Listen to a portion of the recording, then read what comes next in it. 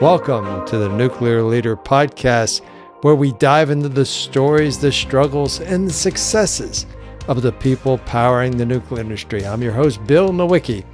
And on today's show, we have Joe Ford, a nuclear leader who started his journey scrubbing floors as a $6 an hour janitor and rose to become a passionate advocate for workforce development.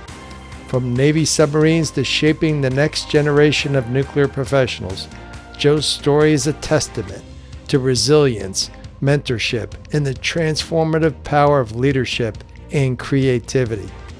Whether you're a seasoned industry veteran just curious about the future of nuclear energy, this episode is packed with insights you won't want to miss. Let's get started.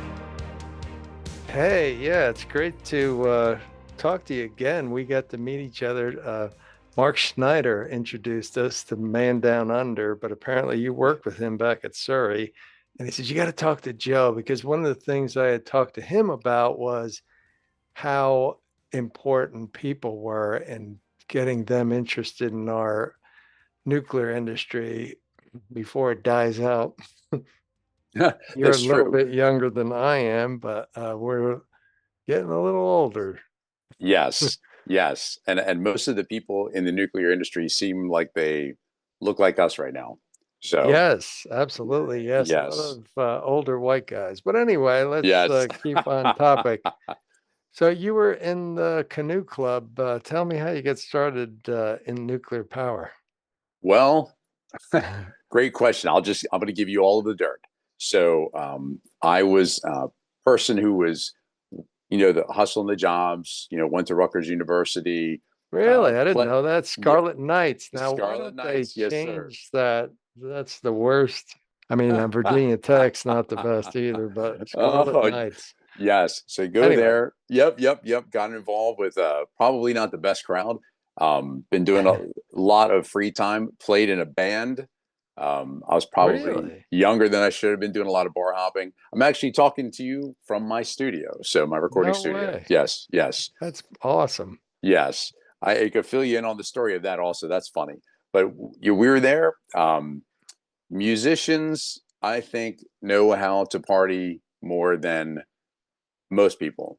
Yeah, so I think professional. Maybe not the Navy submarine guys. But that's fine. That's very true. Very true. So there was one evening I actually asked my father to come pick me up because I needed him to.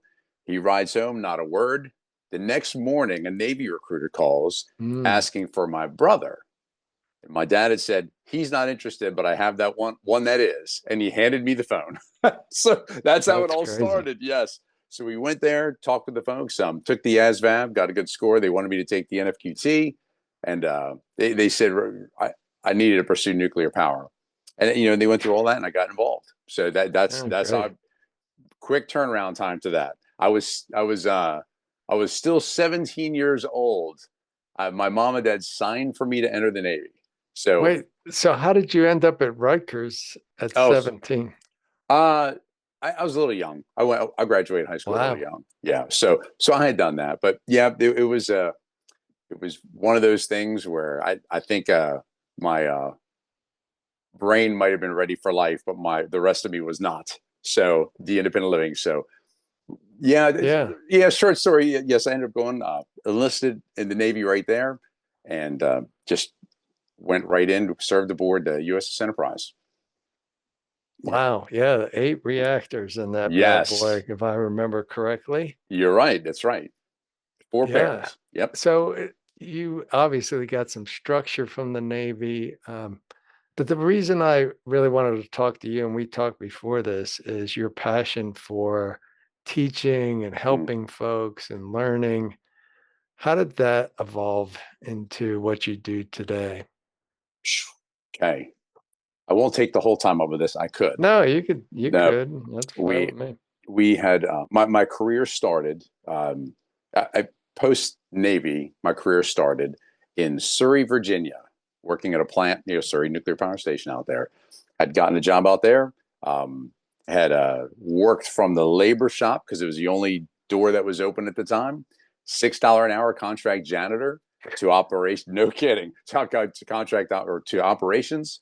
worked in operations department, gotten my reactor operator license, and had shortly thereafter, I'd moved over to training.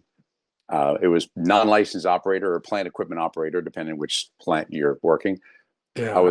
I ended up in a few months, ended up taking that program over, worked through licensed class training, helping get people get RO licenses and SRO licenses, and a series of experiences there.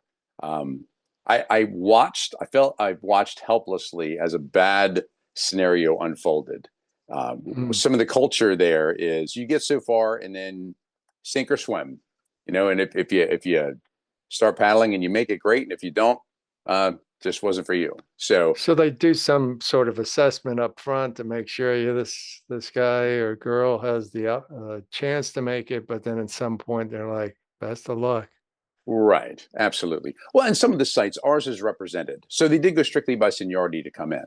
So, and I think the consequence of that is people walk in day one without an assessment, and they make assumptions on whether they are going to sink or going to swim, and that's just human nature.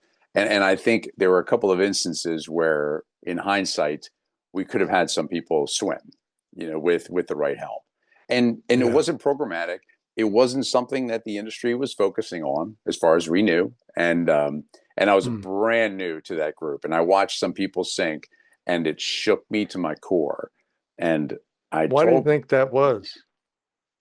Why it shook me, Yeah. or it seemed like there had to be something that could be done about it, but I had no idea what that was. I had no idea.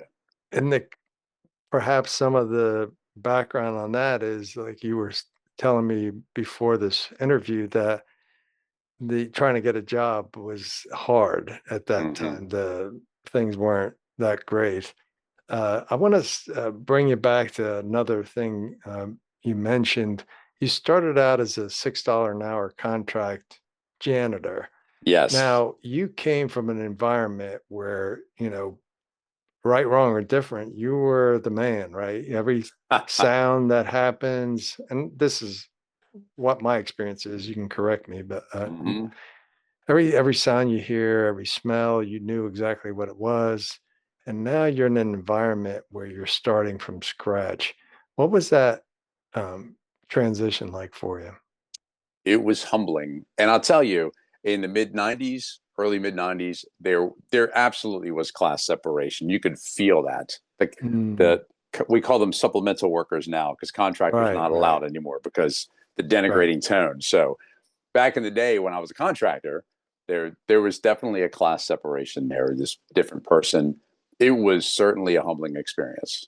And it took time. And everything I had done, I knew I was being watched. There's this phrase, whatever I put my hand to do it with all my might. And that's one of those things I didn't just want to do. I knew that I had to, because every day's an audition. And it just took one bad audition or two. And it was a revolving door. That the job market was so tight. Just a $6 an hour janitor job. If you're not working out, you're out. We'll put somebody else in. Jeez. Yeah. It was the most intense bang for the buck job I've had. I mean, $6 an hour, so it's a lot. But great stories, great experiences, getting to meet people along the way. And that helped a lot with my interview to get in operations. That $6 an hour job was critical to me getting the job. So eventually they interview for they had 2 operator positions. My interview with the department head, he slides this huge stack of paper on his desk. He said, there are 600 resumes here applying for these 2 jobs. He said, I need you to give me a good reason why I need to reach in there and pull your paper out. So I'm looking up like I need something. So I sat there, and the only thing that came to mind was I had said, you have 599 names and one face.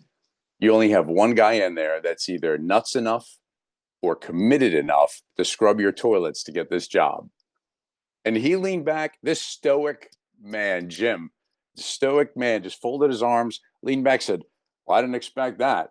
And I thought I blew it. I said, was that okay? Was that okay? He said, no, no, no. And then he started chuckling, stoic for the whole interview. And then the whole time after that, he started yucking it up. He thought it was hilarious. So I guess it worked. So they only hired one of those two spots.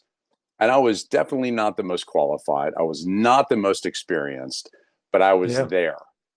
Yeah. So, Well, and he gave you a chance, like you try to give other people a chance that are mm-hmm, struggling a little bit. So back to you're an SRO, you're mm-hmm. standing watch now. How did you get into the training field?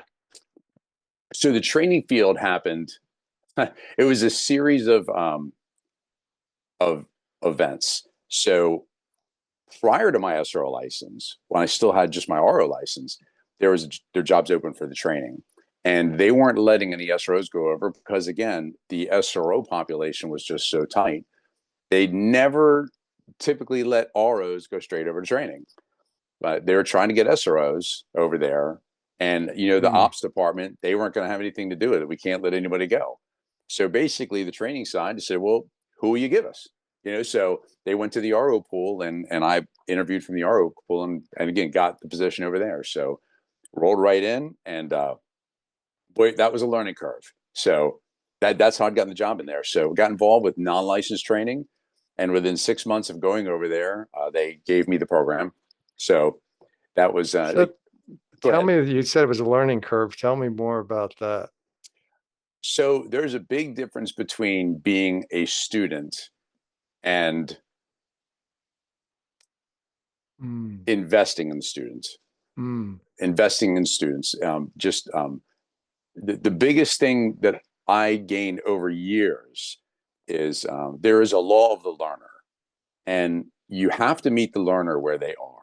You have to. You want to bring them somewhere, but right. you can't. The philosophy we talked about, sink or swim. You can't just sit over there on the shore and yell, Yeah. come on, get over here." It doesn't work that way. So the law of the learner, you find them where they are, you figure out where they are, you meet them where they Right. are, and you guide them to where they need to get to. So, and Yeah. that took many years, but Yeah. yes. So was there anybody in the NLO, the non-licensed ranks that you recall that kind of demonstrates that concept? there, there were instructors that I had Mm, watched. I watched. There's this one guy who retired long before me, David Sanderson, still floating around this area, still shows up for things, volunteer events, things hmm. like that. And he would just go through to the nth degree and prepare and package just ways to train operators and just invest in them to the point where some of them it drove them crazy. But when they walked out, they were better. They were where they needed to be, and I Mm, watched that. That was the first example on this side. On the student side, there were a few students. The first indicator I was given about results on pouring into students, there was a non-licensed operator who had been removed from initial license class. So they've been removed from license training, and it was during this phase we call startup certification, where you have to go through oral boards, you have to be mm. quizzed on reactor theory and plant systems and things like that. And the reactor theory had just it just got the better of him. It didn't work out, so he didn't pass that board. He comes back as a non-licensed operator, and he had one of the the best teachers in that program, and it wasn't happening. And one of the people in the class, who now is a senior vice president with our company, he was a reactor engineer. I mean, as bright a guy as you're going to meet, especially in the area of reactor theory. And this student John had written on his feedback form. He said, I was taught by Bill, reactor theory by Bill. I didn't get it. I had one-on-one study time with this other guy, and I didn't get it. He said, Joe spent time with me and covered certain topics of the reactor theory, and now I get it. So, and it wasn't a testament to me. Frankly, Bill, these other two guys built on that to get him there. So it's not like I had a Right. magic pill. It was just taking, that what they had invested in him, finding him where he was, and figuring out how to get him to where we needed to be. So, Hmm. yeah. Yeah, I want to stop you for a second because it kind of reminds me of my own leadership journey of, I tell people I went to the John C. Weber School of Management, who was just a pain in the neck, but it made me add tools to my tool belt to be able to deal with him. It was, but I had to get out of my own way. Like I couldn't just say John was the problem. John, if only John would change and if only John would interact differently. I had to look in the mirror like you talk about when we talk together. Mm-hmm. But it sounded like you really got a lot out of owning that program, the NL, the non-licensed program. Yes. Yes. There were a lot of bumps and bruises along the way to the learning curve, but it certainly had grown a lot. Yeah, yeah. So what Yes. happened after that? So you own the program. You're probably feeling confident this time. You're not going to go back to being Yes. scrubbing floors and emptying Yes. trash. Yes. Yes. We had one of the things that had happened. We there's turnover with leadership. There's turnover with leadership. We have a couple of things, new leadership's in Mm-hmm. place, and the discussion had come about on the leadership about putting me upstairs where our initial license training group was. So I was brought up there. They brought me up to that group, start all over as a new instructor, basically, whole different program. So I did put a lot of focus in the non-licensed training on preparing students for initial license training. So that was one of the pillars of what we were doing. One of my goals is not just to maintain, but to help prepare you for that next step. Yeah, So wow. why we invested in reactor theory and other they call GFE, generic fundamentals, and exam topics. So went over there, and that's where that watching helplessly phenomenon happened. One of those early classes. So we go from there. I'm still shaken after the results of the early ILT class, and the next class comes around, and we have a student in the next class, and he was fine in the simulator. You could tell when somebody is in the implant timer in the simulator, it's pretty easy to see that they have the acumen skills that they need to be successful. And this guy did. He did that. He was fine. Written exams were just kicking his butt, and he would drop exams. He just barely dropped exams. And there are things, we start looking over the test item analyses, and we start looking at the data, and there are things he's missing that nobody else is missing. And we know this guy's not a bonehead. There's just something wrong. And we go through a few of those tests. He failed too many, and the leadership said, "Hey, we're gonna discuss. We're gonna pull him out of class. We're getting ready to go into a refueling outage." And Surrey puts the license class on hold, so all the students go support the refueling outages. We're one that will pause the class. So they thought it was the perfect timing, remove them from class, support the outage, begin the transition back. And it felt like I had a mild version of that PTSD, like, no, we can't have this happen again. And I remember begging management, just one more exam. We have a whole outage. Just give me hours to work with him. We'll do all that stuff. And after a while, they did. And they let us spend time together a few hours a day during the outages. It'd be after my hours. We spend time together there. Yeah. We spend time together at the coffee shop, maybe at a Waffle House or something. And we just start spending time together. And I just go through test taking. And at that point, I immediately started counseling with people who were successful at what they did. There was our simulator hardware guy when he was in Vietnam. He was a university professor, and he poured into me the art of pedagogy. So he had done that. I had read books on adult learning behaviors. I had found articles on obstacles to adult learning.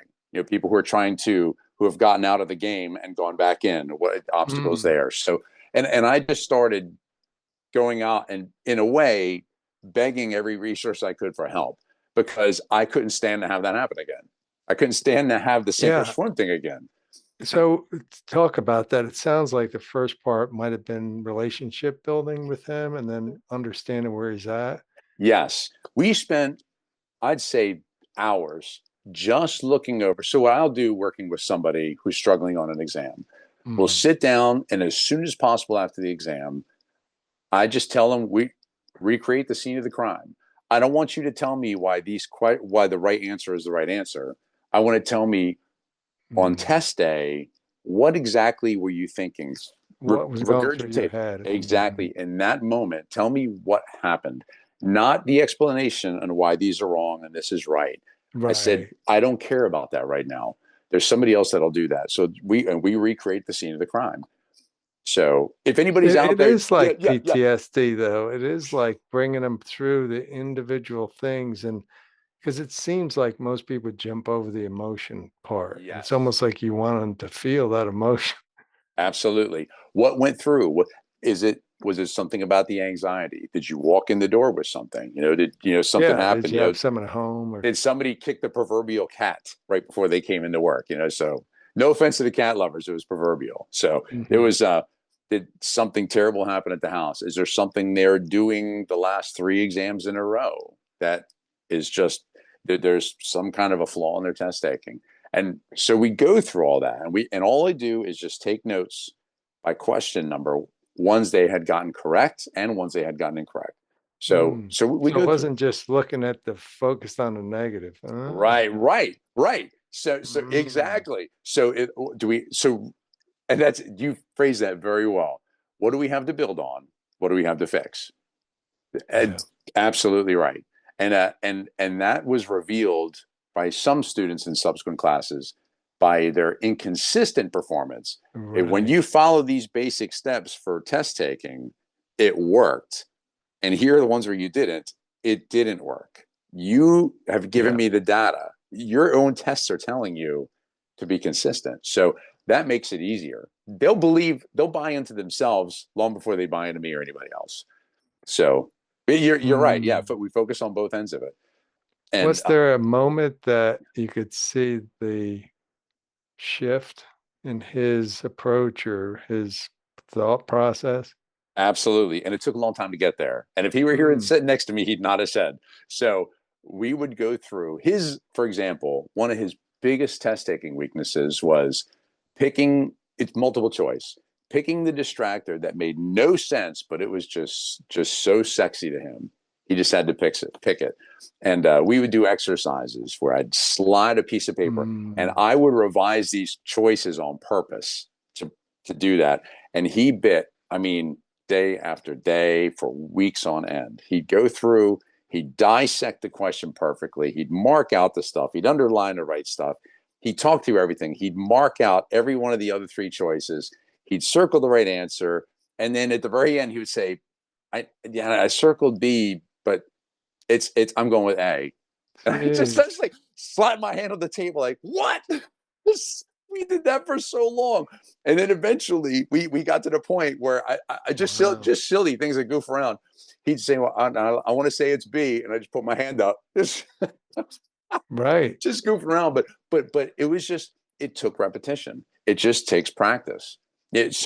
I have a recording studio here. There are some types of music that I can pick up right away, and there's some it just Yep. takes a lot of work. Some areas have to work on, and that's test taking is that way.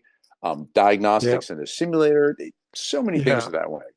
Well, it reminds me when I was a tutor of math and science in college, people would come in and sit down and say, I'm not good at math. I'm like, oh, this is going to be a long road because they've already told you Yes, what's going to happen. And it's so hard to get them to shift that. And I was like, you follow, how do you do recipes?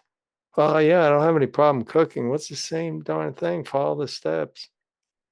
But yes. Oh man, that's absolutely right. Yes, and I'm sure you had to shut that down too. You just had to say, okay, nope, yeah, nope. and over time, they would say, "Oh, you're such a good teacher," and but it's like you have to unlearn those behaviors, which is tough. I mean, resetting that neural pathway to a new one, and and what you're describing almost sounds like therapy esque stuff. Yes, it seemed like it. I mean, that one student, for example, when it was all said and done, he tied for the top RO score on the NRC Wow. exam. That was it. And I'll tell you, when it once that shift, that as you put it, once that shift happened, it he could just condition himself that like I told him, logic greater than symbol sexy. Logic beats sexy. Yeah, yeah, yeah. Just do it. And once he hit that, he never looked back. And Yeah, and yeah. and, his test scores were up there, and people just forgot that they were going to take him out of class. They Wow. even talk about it because it was like it never happened. Yeah. And those that big hoity-toity license class banquet that they do for the students, when we got there and he was there and he beelined his wife up and he's trying to introduce her to me, and he's just kind of stammering and she just starts bawling, so now I'm bawling, like I'm not a crying. Yeah. So I'm like all of a sudden just uncomfortable, but it all made it just clicked Yeah. right there, like this has to be this way forever. So and that was just what it was. So Yeah. it And I'm sure as part of your own journey, because he's on a journey, you're on a journey too, understanding people, what motivates them, where they're at, understanding them, asking questions differently, all those leadership behaviors really that really mhm. propelled you in a whole different direction, it sounds like, from that one student. Yes. So I just retired from the utility in November 1st. There was an ILT class in progress. So the best part about this was I had the opportunity. They break down the class: RO, reactor operator candidates, and SRO candidates. Some of them are direct; they're engineers or people who have the right qualification. Mhm. Some of them were ROs that are getting upgraded to SRO, senior reactor operators. So typically, they will lean on those folks as far as the guy because they've been through this before. So there are three senior reactor operator candidates upgrades in this class, and I've got to spend time with them, showing them how to pour into the students with all of these Yeah. things to duplicate it. So just duplicating what we've been doing for a while, and it's fantastic. And they have run with it. They have been running Yeah. with it. Each one of them have their own thing. One of them focuses on how they're taking notes and how they're reviewing the studying. Mm. One of them is doing test taking. He was given some training at another site, and he gets it. It's great. And another person's teaching them how to diagnose and analyze systems and things, Yeah. and they're doing such a fantastic job. The reports the staff Yeah. they reach out to me. We keep in touch, and Yeah. Yeah. they just let us know. So those guys are doing such a fantastic job. Well, that's such a great story. And then, you think about, and especially at our age, your legacy. What are you leaving behind? Mm, And mm, I know you're the same way. I love this industry. It's complicated. It requires what I love about it. At the end of the day, the plant doesn't care. mm, mm. It is the final arbiter of your nonsense. Right. And unless you really develop these skills over time, you can't last. You wash out almost because the plant, I mean, I've had several times where I was humbled Mm, by the plant because I mm. didn't have those skills that were required. And, a couple of things I want to talk about, and then you can talk about your job today, what you're pursuing now. But I was thinking as you were talking about there's going to be leaders like when I started, no one cared. No one asked me, you got a little baby, how they doing? And I remember leaving my now ex-wife with two little kids and I got to go to the plant. Good luck. And she'd be Mm, so upset and mm. tired and I had to go. And now it's more complicated. And I think Huh. Oh boy. leaders need more skills to be able to deal with that. But still, people shy away from the people aspects. What would you Mm, tell those folks that say, hey, I don't really, this is not something, because it is daunting to try to start in that road of now I have to deal with this person's personal life and how they take tests. Like, why can't they just get it? What would you mm. say to those folks that are hesitant to start that journey of their own? That's a heavy question. Mhm. So They what would get I harder as say? we go on, Joe. I Yeah, should have wonderful. told you. And I love hard questions. From simulator critiques to this may be even harder. So here's what I would say. There are going to be times where you're going to have to dig in and put in an effort when it's not convenient, in a way that's not convenient. And you will know what that is.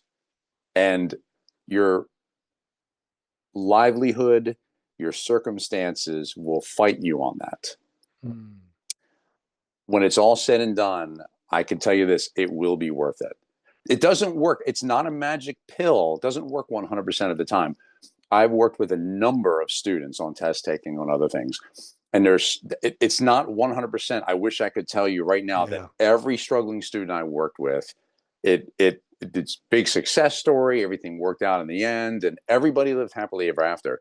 It's not that, but there has been an impact. There's been Right. an impact on many people, even the ones that were not successful by initial license training standards have been impacted.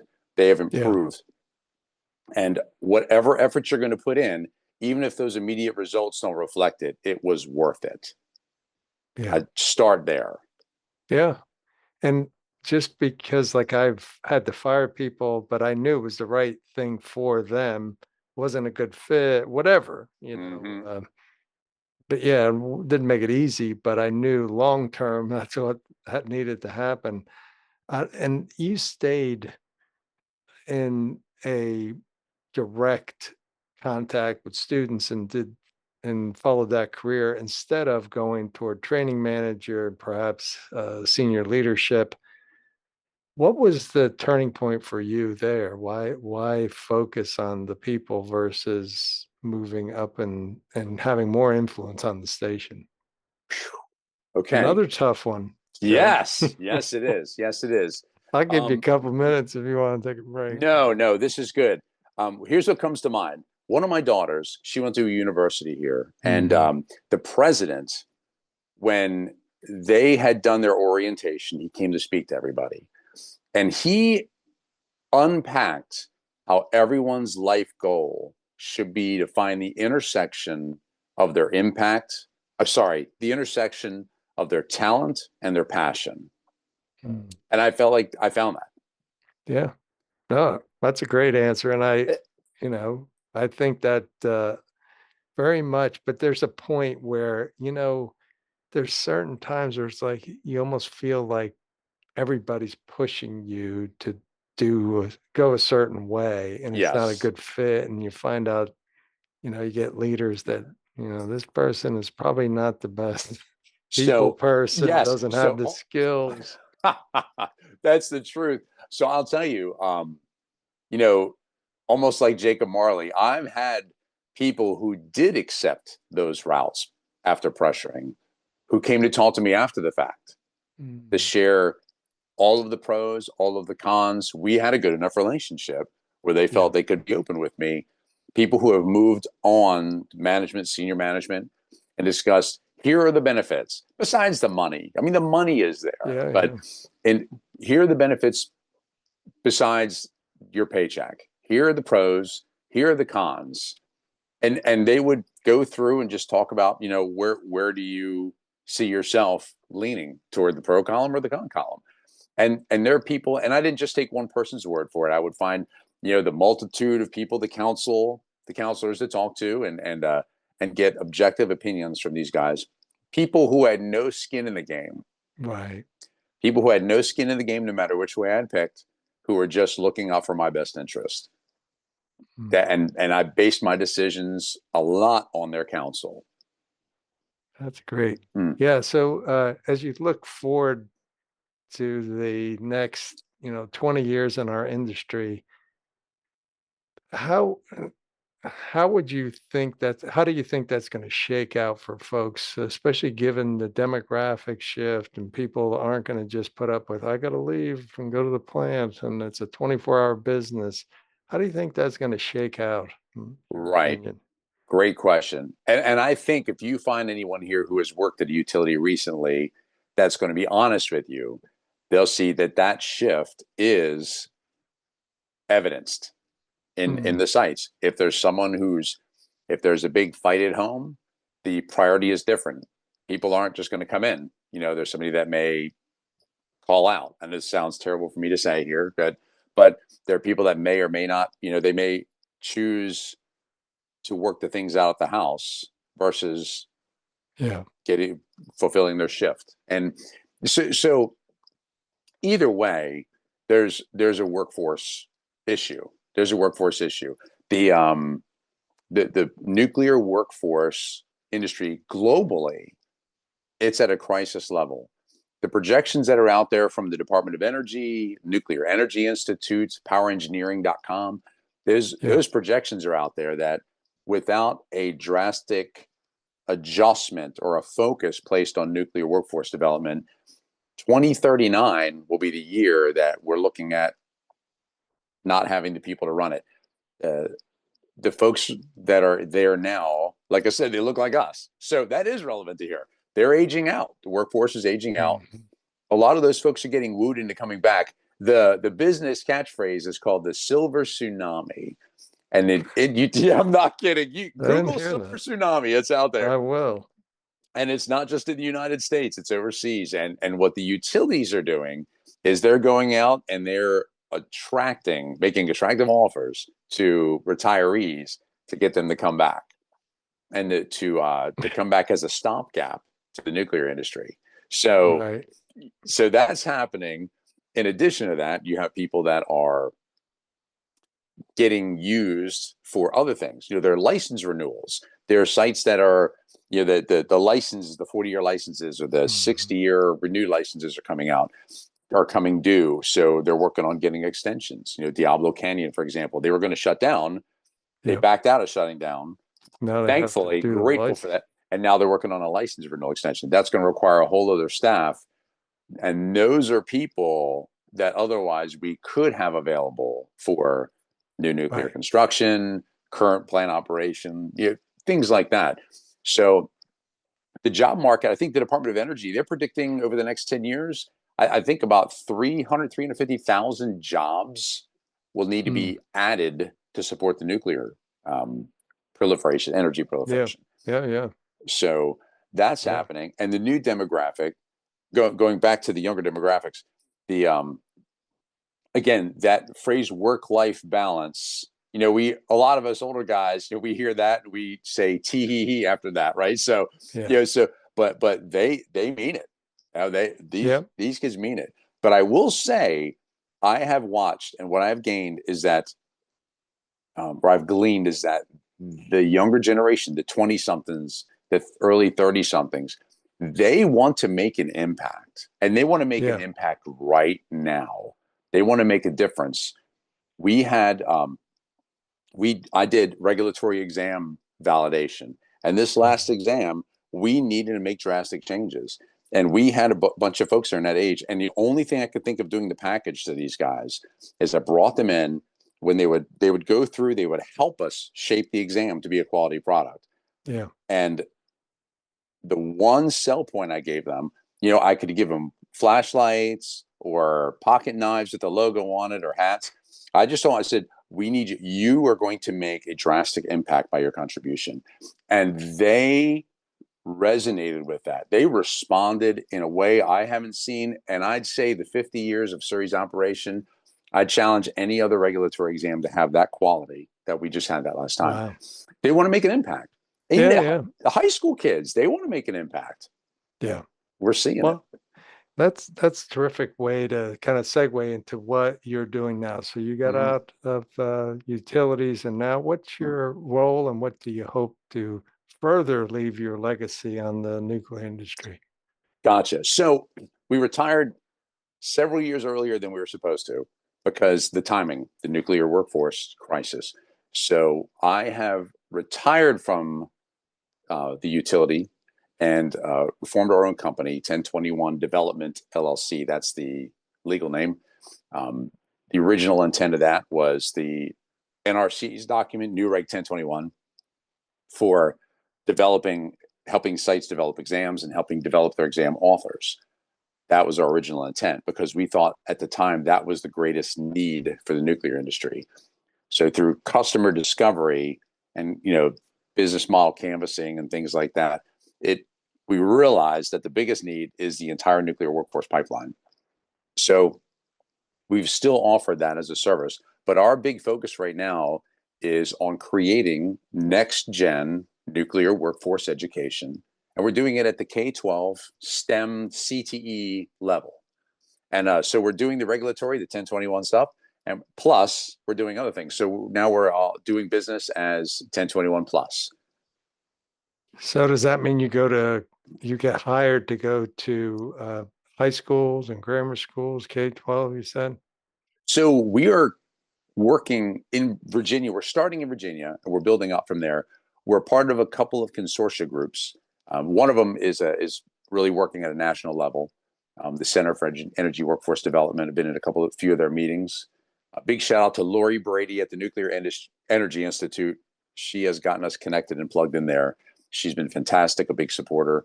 And they are working on an academic roadmap for recommendations to the U.S. nuclear industry on what really needs to happen in the United States and beyond for building this pipeline back up. One aspect of it is this K-12 aspect. I've been participating in our own state in Virginia, VNEC, the Virginia Nuclear Energy Consortium. They're working on that equivalent. We're focusing on the state of Virginia.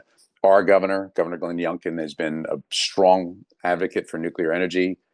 Other states that are adjacent, Tennessee's governor, Florida, Texas, a number of other states. Oh, wow. Big advocates of new nuclear energy. So we're coordinating with the utility, have a big support from the utility. Big support from them. We have some wonderful advocates at our utility here in Virginia. We have big support from the local CTE directors near those sites right now.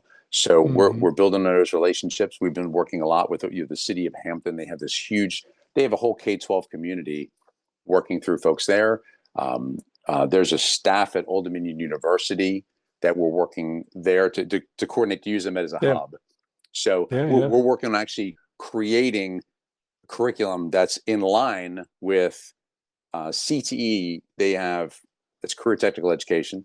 They have these career clusters. The newest one was the 17th one. That's energy.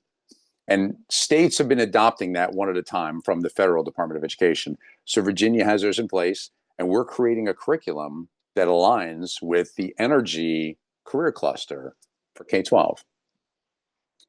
That's excellent. It sounds like it's right up your alley there. So how can people get a hold of you, Joe? They want to learn more. Gotcha. Well, the easiest thing, our website, 1021plus.com is the easiest way to do that. The email address that'll go straight to me will be jford, J for Joe, jford at 1021plus.com.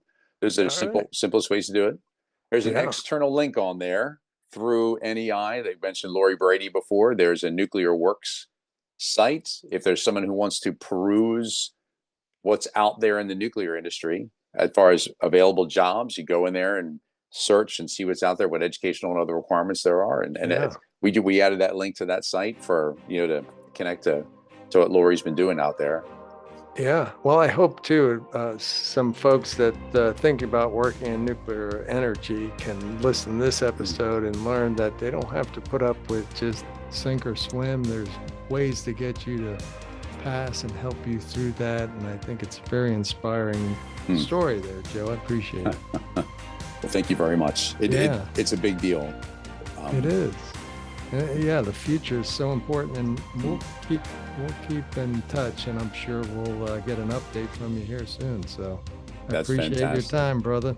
And that's a wrap on today's episode of the Nuclear Leader Podcast. A huge thank you to Joe Ford for sharing his incredible journey and his relentless dedication to building the nuclear workforce of tomorrow. If you're inspired to learn more about Joe's work, visit 1021plus.com or connect with him directly at jford@1021plus.com. And if you enjoyed this episode, please don't forget to subscribe, leave a review, and share it with someone who's passionate about the future of nuclear energy. Because here's the thing, the future of nuclear isn't just about technology, it's about the people.